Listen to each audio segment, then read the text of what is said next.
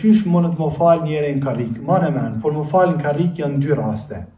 Rasti i parë, ky ka më falë tanë kohën ullën.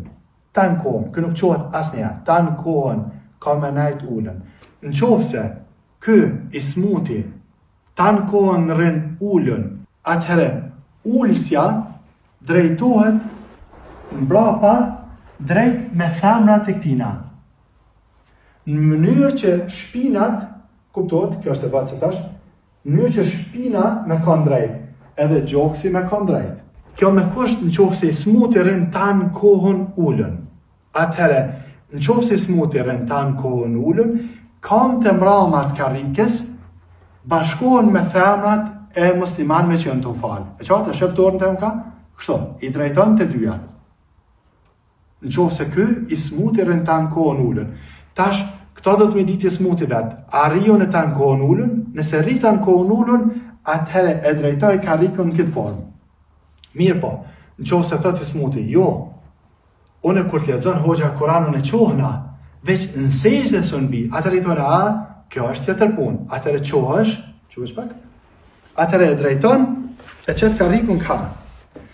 Edhe ti drejtohesh normal, qysh drejtohesh në saf, atëherë drejtohesh krejt normal, qysh drejtohesh në saf, e karrikën e lën për mas. Kështu që kur të është hoxha të lexu Kuran, ti rrin kam kështu drejt. Kur këta binë në ruku, ti bjen në ruku. Binë në ruku bashkë. Kur këta tjerë binë në sejdë, ti ulesh. E qartë?